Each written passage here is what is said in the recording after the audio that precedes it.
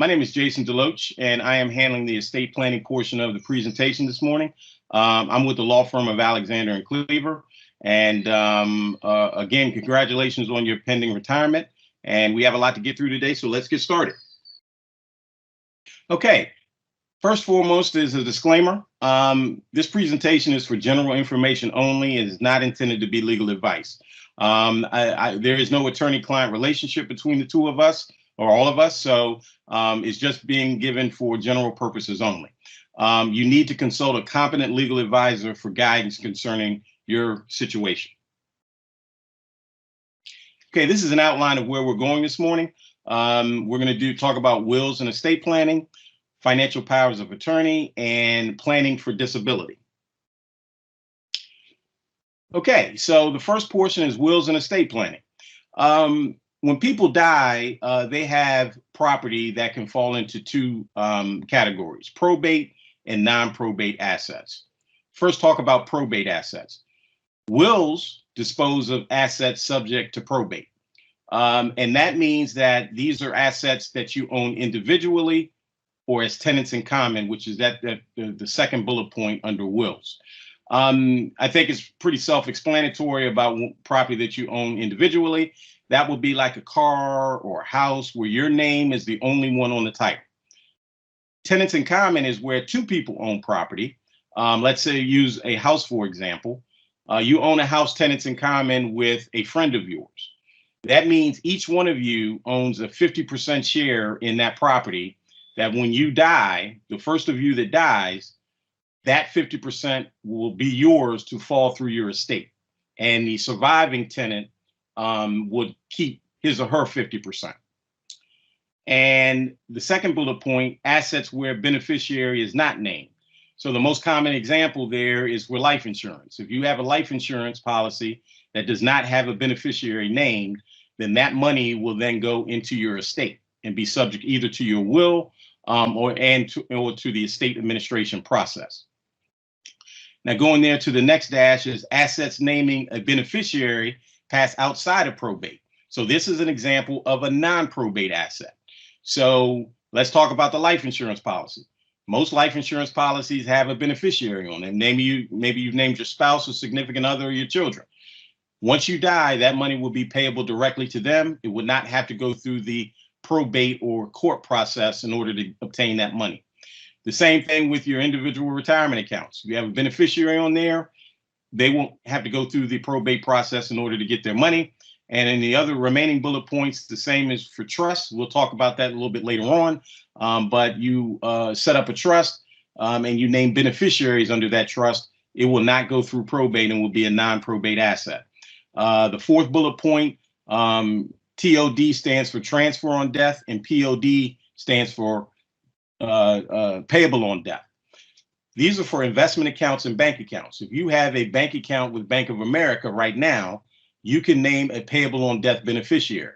And that means upon the production of a death certificate, the bank will then turn the funds over to your designated beneficiary, and that will not have to go through the probate process. And when I say probate process, what I'm meaning is that court proceeding that's required when you die with property in your name only. So that's what I mean by probate, the probate process. And the last bullet point is joint tenants with right of survivorship. This is the exact opposite of the tenants in common that we talked about in the bullet point above. If you die as joint tenants with right of survivorship on a piece of real estate, then the first of you that passes away will no longer have any interest in that property. It will not fall into his or her estate. The entire asset now belongs to the surviving joint tenant. So that's a big difference between that and the tenants in common. Okay. So we talked about a little bit what happens with a will. Here's the reasons to have a will. And basically, I want to just very briefly touch on what a will is. And many of you probably know what a will is, but it's a written document that outlines how your property is going to be distributed upon your death. It needs to be witnessed by two witnesses and has to have certain formalities to it. But the basic premise of a document, the basic thing you want to get done with your will is for the orderly distribution of your property upon your death. Now, why do we want to have a will? We have bullet points to say why you should have a will. It's essential if you want assets to go to individuals of your choice in portions different than provided under Maryland law, or to place assets in trust. Now, that part that I'm talking about in portions different than what's provided under Maryland law, we're going to get into that a little bit later. But if you die without a will and you have property in your name, then the law has written a will for you, basically, and says who needs to get what. And it's very rigid. You can't deviate from it. So we'll get into that a little bit later on. That's called an intestate succession. But the will allows you to make the determination on what happens with your property. And the will gives you the option of placing property in trust for children until they reach a certain age, or disabled adults or disabled child. The second bullet point, you have control over how the property you worked hard for to get over your lifetime. You determine how it's distributed. You've made $1,000 or $100,000 that you left for your family. You get to decide how that's distributed. Very important. The third bullet point, the will also permits you to designate a personal representative. Now, and not a court. Now, the personal representative, and you may have heard the term executive before, this is the person that's going to be in charge of the estate administration process. They're going to make sure that your will is complied with, and they're going to make sure that the law is followed during the probate process. A lot of times, it's not the smartest person in your family that can do this. You decide who is going to be able to do it, number one, who has the competence level to do it, but also to have the sort of compassion that's needed to be a personal representative, and sometimes to not manipulate, that's the wrong word, but to definitely cater to people who are mourning your death. And sometimes when people don't get, they don't get along, the personal representative needs to manage that. So you're best positioned to figure out who that person is and to name that person in your will. If you don't have a will, then the court is going to make that determination. And a lot of times they don't make the right determination because they just don't know family history. And the last bullet point, the will eases distributions to minors. It allows you to set up trusts in your will for minors. Minors are not deemed to be competent enough to handle their own financial affairs and their property. So the trust allows you to designate someone to handle their money until they reach an age that you deem appropriate. Okay, I talked about this a little earlier. What happens when you die without a will in Maryland? Okay, now, if you die without a will in Maryland, the legislature has written one for you. You are deemed to have died intestate, and your property will be distributed as follows. Each one of these bullet points takes into account the people that survive you when you die and you have died without a will. So the first bullet point, say you die and you leave a spouse and minor children. The spouse will receive half of your estate, and the remaining your children will split the remaining half. So if you died with $100,000 estate, your wife would get $50,000 and your children would split the remaining $50,000. Now, I don't think that on the surface, many people would do this. If somebody sat down and did a will with their husband or their wife, in most instances, you would leave all of your property to your spouse first. And then if your spouse died before you, then you would leave it to your children. This does not allow you to do that. This would $50,000 would have to go to your children, and your wife or your husband would then have to try to manage, without you on that $50,000 that this law limits them to. I think in a broad amount of cases, that is not what somebody would want. The second bullet point, if you die, you're survived by a spouse and adult children, then it's a little bit more favorable to the spouse. He or she would receive the first $40,000. So in our $100,000 example, he or she would get $40,000 plus one half of the remaining estate. So after you give the spouse $40,000, that means there's $60,000 remaining. The spouse would get half of that, which would total $70,000, and the remaining $30,000 would be split amongst the surviving children. So that's a little bit more favorable to the spouse. But in most instances, if you have adult children, we hope that they are self-sufficient and do not need any portion of your estate that's taken away from your life partner. someone who helped you accumulate that wealth for you. The best, in most cases, in most instances, especially with adult children, when people sit down to do a will, they leave everything to their spouse first, and then to their children should their spouse die before them. And the third bullet point, if you were survived only by your children, then your children receive everything equally. I think most people would agree with that.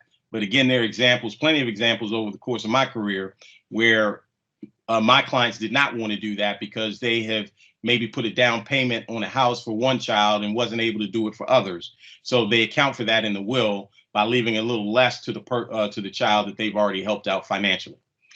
If you're survived by a spouse and your parents, but no children, then if you have been married for more than 5 years, then your spouse will get the entire estate.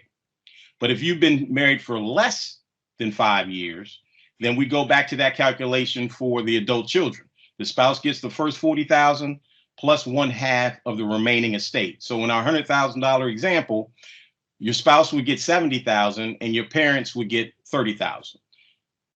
And if the spouse if there's no survivors other than your spouse in the next bullet point, then your spouse will receive the entire estate. And the law goes on to get to more distant relatives as you move forward. So that's how it is. I think what you can get out of this is that it's good to have a will, because a lot of these scenarios, most people wouldn't draft their will like this if they had a surviving spouse. Okay. And I would say in 95% of my cases, spouses come in together to do their will and they leave everything to each other first. So that they, because they've accumulated all of this wealth together.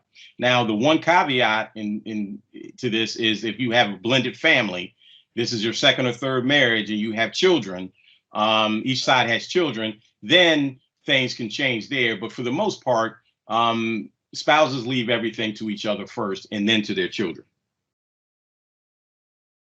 Okay, so we talked a little bit about a trust. Okay, a trust is, in a lot of senses, it could be a will substitute, or it can be part of your will, as we discussed earlier. Some of the examples and some of the characteristics of a trust. The first bullet point, the trustor or grantor creates a trust. This can be a self-sustaining document, it can be a separate document, or it can be a trust in your will. Second bullet point, you designate a trustee that administers the trust. Now, in a lot of cases, you can appoint yourself as trustee, and we'll talk about this a little bit later on, and then you can manage the trust assets as you deem necessary. But in most instances, you have to designate a trustee, and that person obviously must be trustworthy. They must be able to be relied upon to carry out your wishes without any hesitation. And the third bullet point is a beneficiary. The beneficiary benefits from the trust. They receive income or principal from the trust. So what types of trusts are out there? The first bullet point talks about a revocable trust. And the grantor can change terms or remove assets, hence revocable trust. That means it could be revoked, it could be terminated at any time, and he or she can change the terms of the trust. It's established during the lifetime. Now, what I didn't tell you about the will before, the will is a document that becomes effective at your death. So the day you sign it, it's not an effective document. Okay, it can be revoked, it can be torn up, it can be, it can be changed. It doesn't become effective until you die. These trusts that we're talking about are different. This is established during your lifetime, and it becomes effective upon execution.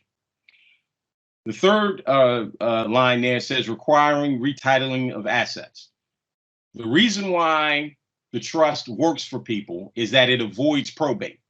And the way it avoids probate is if you do it correctly, you retitle all of the assets that you own individually into the name of the trust. So using me as an example, the DeLoatch Family Trust.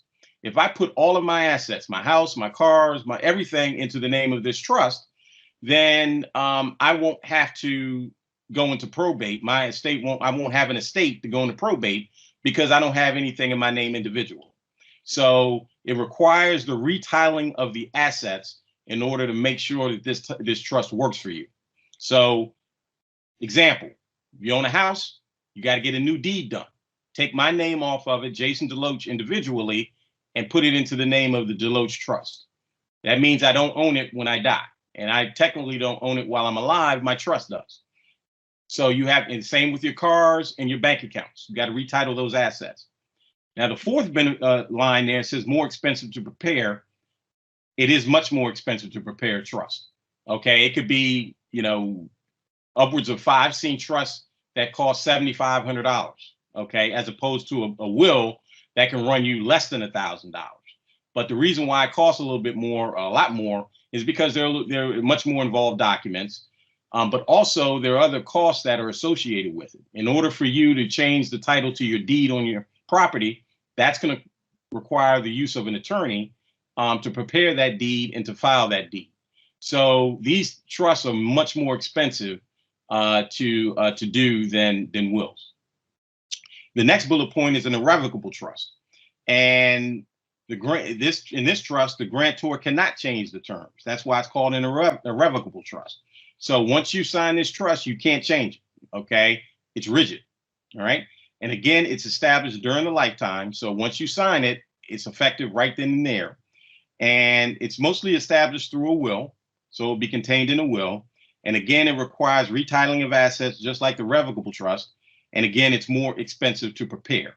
Now, these trusts are used to try to neutralize estate taxes and some other benefits that and really it doesn't do that anymore. But it does give some sort of tax planning, and people with substantial assets typically use these trusts. But the other thing that it does is it gives some privacy to your death. All probate proceedings are public record. So when you die with a will and you have to go through probate, if people want to know what's going on in your estate, they can go to the courthouse and figure those things out. They can get those documents. With these trusts, they are not filed with the court, and it remains private. So here are some of the uses of the trust. Probate avoidance. We just talked about that a little bit. If it's set up properly, then you should not have any assets in your name at the time of your death, and then you won't have to go through probate. Second bullet point, control wealth from the grave. You can do that. You put in a trust, you set up a trust, and then you can determine when your beneficiaries get money throughout the process. So you control wealth from the grave, so to speak. You can give principal to one person and income to another. Trusts are very, very flexible. One of the benefits is you can ensure children of the first spouse to die receive inheritance while letting spouse have access to income. So it's a very flexible tool. The fourth bullet point, protect funds for a spendthrift or for a minor or for a disabled or incapacitated adult.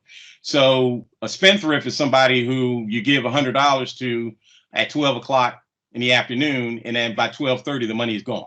Okay. I know a lot of spendthrifts. So the trust allows you to set up a structure on how that individual would get money, how much, and then when they would get it. So it's very useful there. And it has all of the same benefits that we talked about earlier about trust for minors and another benefit for disabled or incapacitated adults. But the one thing you do need to be careful of in using this, if you're trying to use this tool for a person who has a disability, they may lose their public benefits if they are if they're deemed to have too much wealth. You have to qualify for public benefits that we'll talk about a little bit later on. But you got to make sure that you're not complicating their ability to get government benefits if you make them a beneficiary under your trust. And there's, as I stated a little earlier, the last bullet point, there are some estate tax planning benefits to using trusts if you're at a certain income level.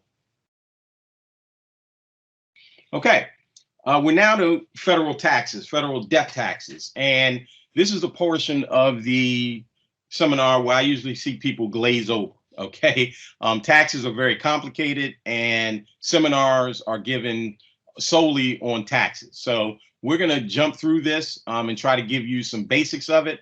But again, death taxes can be a seminar of its own.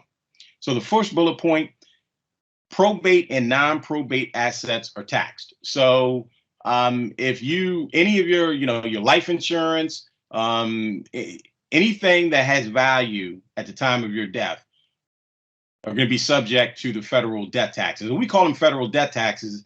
I put death in there because these are the taxes that are generated once you pass away. Okay. The second bullet point, in general, assets passing to U.S. citizen spouse, not taxed. So this is called the marital deduction. It's a somewhat complicated process, but as long as you have a U.S. citizen spouse, there's not going to be any taxes to your spouse. It's deferred to when the second spouse dies. So that is called the marital deduction. And so when your first spouse dies, there's no taxes, but the second spouse to die, then that's the point where the death tax will kick in. Now, at this point, with the third bullet point, the federal estate tax, right now, the federal estate tax limit is $11.7 million for individuals and $23.4 million for couples. So what that means is if you're not worth $11.7 million as an individual, then there will be no estate tax associated with your death. If you're worth $11.8 million, then there's going to be an estate tax. And as you see at the bottom of that page, the minimum rate is 40%. So whatever there is over that 11.7 million, that number is going to be taxed at 40%. Okay. And for couples, it's $23.4 million. And if anyone in the audience is subject to this tax, congratulations. Okay. But these tax limits were raised significantly by the Trump administration. During the Trump administration, they bumped it up significantly to try to lessen the tax burden for Americans. And you'll see there it says portability. What that means is portability means that the surviving spouse can use any available estate tax, the marital deduction that was not used prior to the surviving the death of their spouse. So if there's 20 million left, they can use that at the time of their death to neutralize the estate tax. Okay, it gets a little complicated, but again, that's something that we can have a seminar on its own for. And again, there's an annual inflation adjustment, and the minimum rate again is a substantial 40%. There are also state death taxes in Maryland and DC. I don't know if we have any DC residents, but in Maryland, again, they allow that portability we just discussed. And in 2021, there's a $5 million threshold. So that's much less than the federal estate tax. So if you die in Maryland, $5.1 million, then you're going to have to pay the 16% on that $100,000 that's over the $5 million. Okay. And in DC, there's a $4 million threshold in 2021 with no portability, and the maximum rate is 16%. Virginia, there is no Virginia estate tax. So if anybody's living in Virginia, congratulations to that. Now, I note there that legislatures can change policies. That is something that you have to keep an eye on because taxes and death taxes are always front and center at every legislative session. So you must keep an eye on that. Now, Maryland also has what is called an inheritance tax, and it's a 10% tax if a bequest to beneficiaries other than direct descendants and in-laws, spouses or siblings or charities. So what that means is anybody that you leave property to that is close to you in relationship and blood, meaning your spouse or your children or your siblings, they won't have to pay the 10% inheritance tax. Okay, they won't have to do it. But if you leave property to a friend or an uncle or a cousin, the 10% may apply. Okay, so keep that in mind when you're doing your estate planning. And in our wills, we usually say that any inheritance tax will be paid by the estate. Okay, but if the will does not say that, then that 10% needs to come directly from the beneficiary. And the second the second line there says the tax can go up to 11.111%. That applies if the estate pays. So if the estate is going to pay the inheritance tax, it's a little bit more expensive to do that. And the next line, all assets are taxed. There's no minimum. So life insurance and small probate estates are not subject to the inheritance tax. Okay, so if you're worried about life insurance, there is no inheritance tax for that. And there's the second line, the next line says a clawback if substantial gift within 2 years of death. What that means is if you give a $50,000 gift to your cousin, okay, in 2021, and you die in 2022, what that means is the law says that can be brought back, okay, and we can tax that at 10% because you died within 2 years of giving a substantial gift. All right. So that's a pretty onerous provision, but it's beneficial to the state. So that's what that means. If it goes beyond 2 years, if you give it you give that $50,000 gift in 2021 and you die in 2024, then there's no inheritance tax. And the next line, inheritance tax, is a dollar for dollar credit on the Maryland estate tax. That's getting a little bit complicated, but it's a way to neutralize the tax, the Maryland estate tax.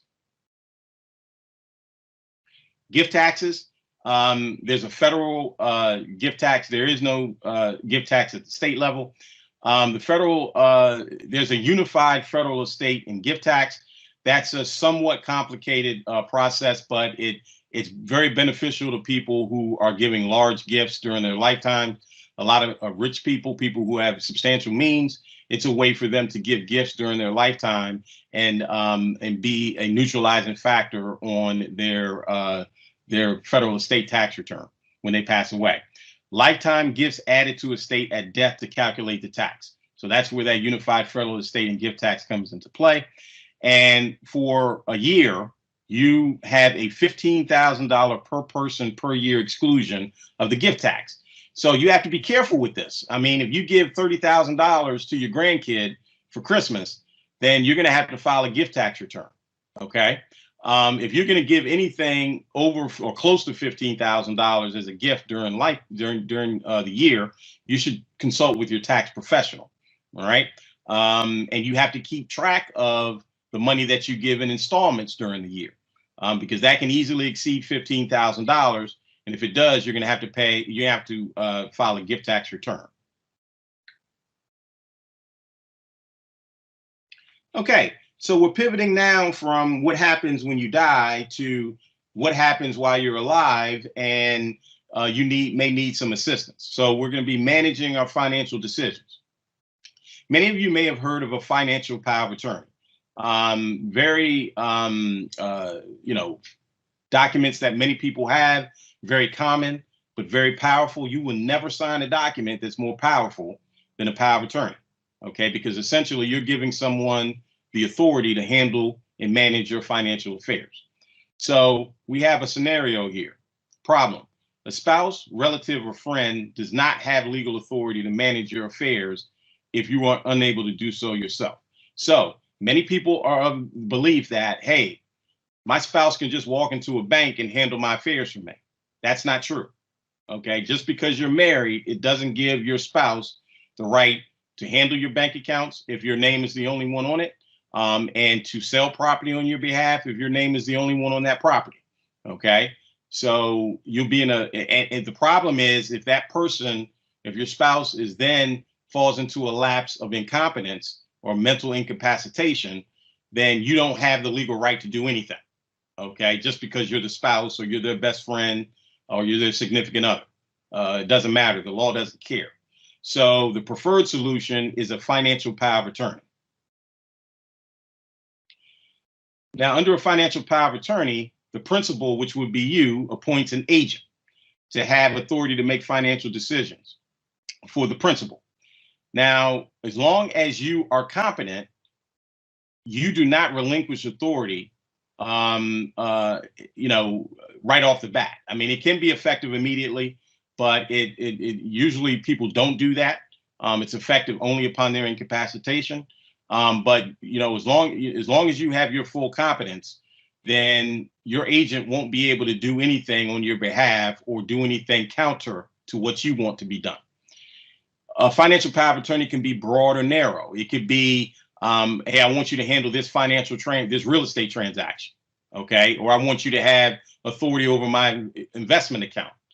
But mostly, in order to make it really effective, it should be broad, because you don't want to have, you lapse into a state of incapacitation and your agent to be limited in any fashion to handle your affairs.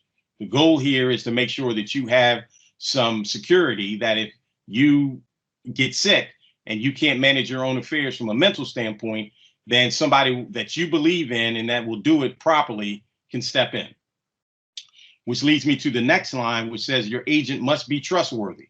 Okay, your agent is going to have full access to all of your assets, and you got to make sure they're not going to convert those assets to their own use. So they have to be trustworthy. And the other thing is they have to be competent. Okay, it's not enough to, hey, my best friend is the person I trust the most, but if their own financial house is in disarray and they can't manage their own financial affairs, they're not going to all of a sudden become excellent at doing it for you. Okay, so you have to take that into account. And you can have more than one agent concurrently or consecutively. So what that means is you can name co-agents.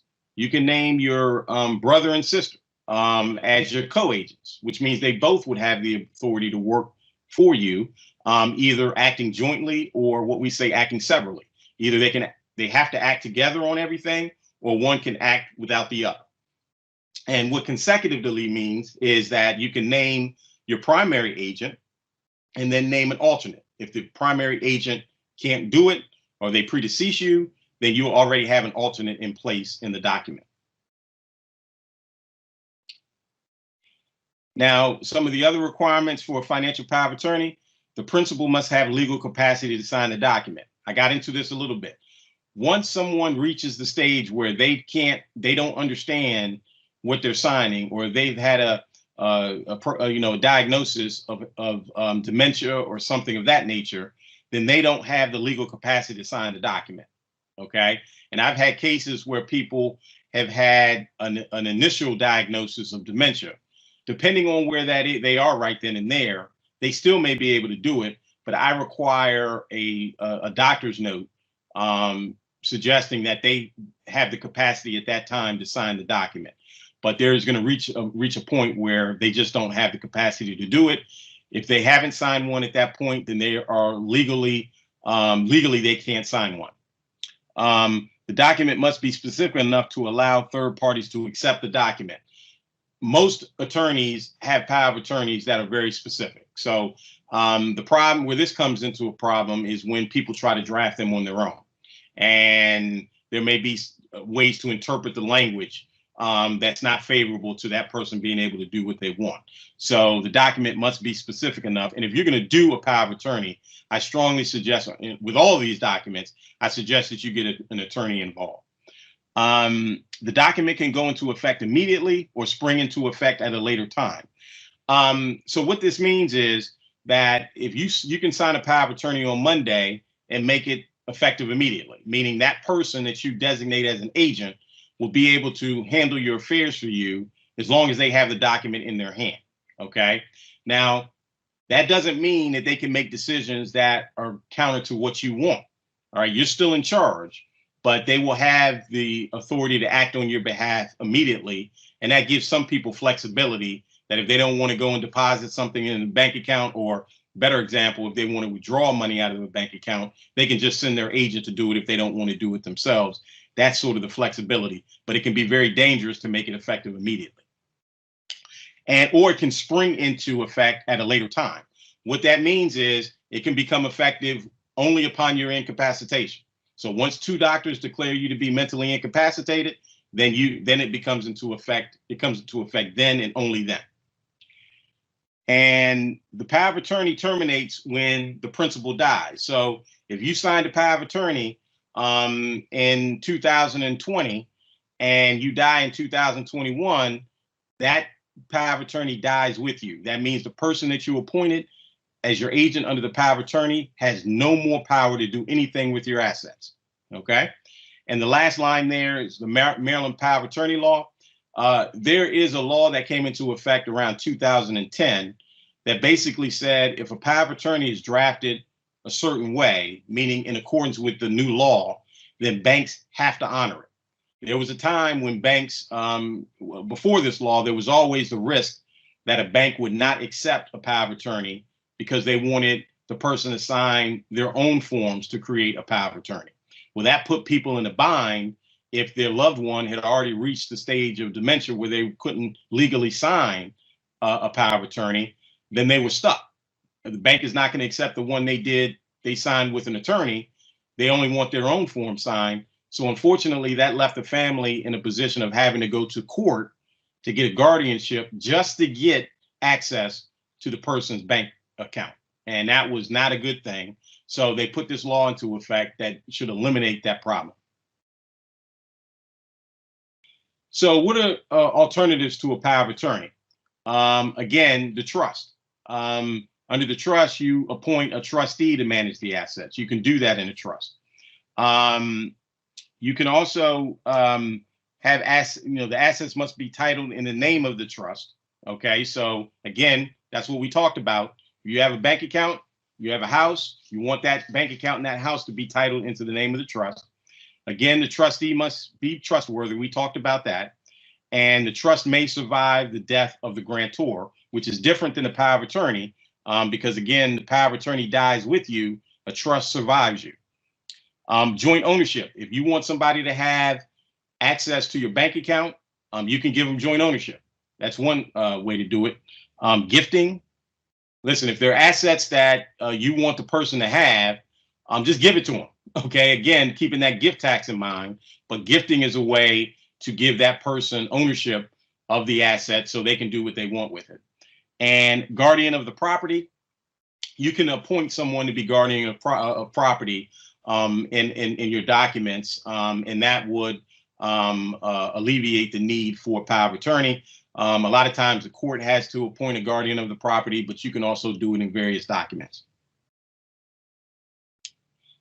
Okay, so that ends the presentation on managing the power of attorney for financial. Now, I understand that there are going to be others that cover managing healthcare decisions, so I'm not going to spend too much time on this, but there is something called a healthcare advance directive that's broken down into Part A and Part B. Part A allows you to appoint a healthcare power of attorney, okay, a power of attorney for healthcare. They would do the same thing that the financial person does, but this would be strictly for medical. So anything you could do from a medical standpoint, they would be able to do from a medical standpoint. So that's Part A. And Part B of the advance directive is what we call a living will, and that is simply you making decisions on whether or not you want life support. And if you fill out Part B saying you want life support or you don't want life support, there is nobody that can come back behind you and say, no, I want to do the alternate. I want them to have life support, or I don't want them to have life support, even in the person that you appointed in Part A. Whatever you put in Part B is what the doctors and hospitals have to follow. So that's all I'll say about that. And I think the majority of this is going to be covered in another part of the presentation. So I'm going to now scroll through several pages to get to the next topic. Okay, planning for disability. Planning for disability is for, disabled families are dealing with disabilities at a higher rate. I just read something the other day. For some reason, I think it's with people being evaluated more. There are more Americans are living with mental disability. So there's several ways to deal with that. The first one is called a special needs trust. And these trusts help ensure and preserve the financial security and lifestyle of a disabled person who qualifies or expected to receive public benefits. They allow the disabled person to receive supplemental assets in the trust while still qualifying for public benefits like Medicaid and supplemental security income. Funds can be used for education, hobbies, or vacation, but not for food or housing, which are covered by SSI.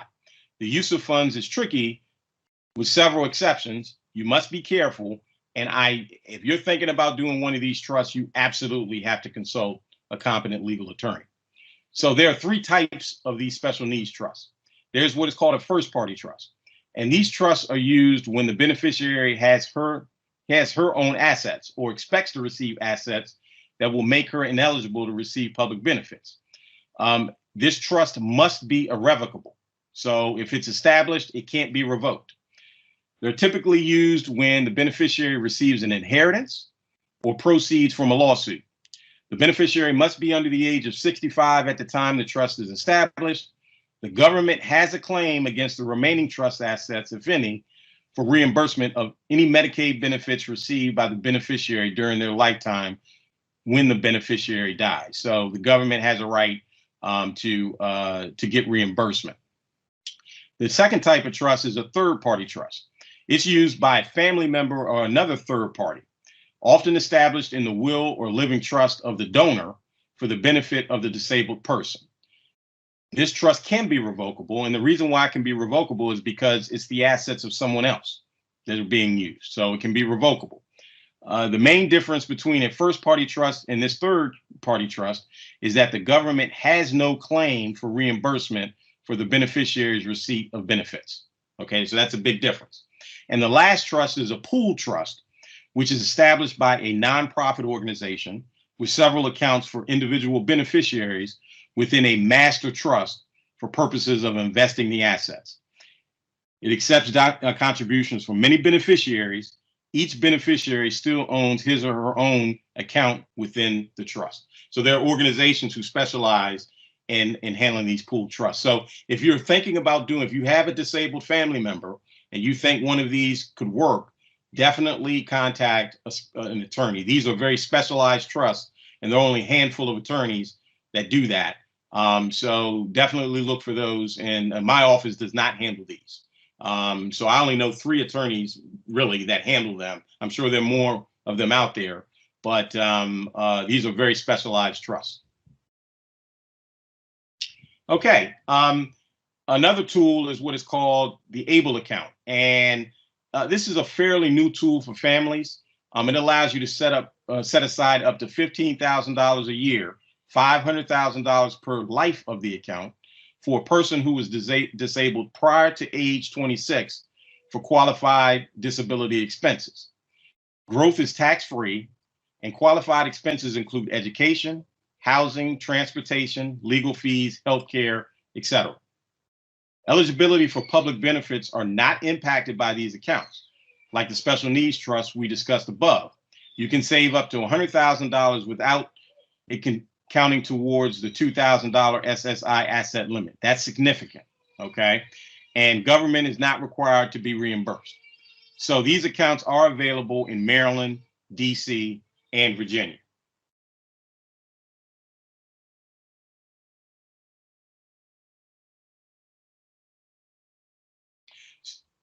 So that ends my presentation. I hope that it was helpful to you. And I hope that all of you have learned a lot and you're working towards a successful retirement. Thank you very much.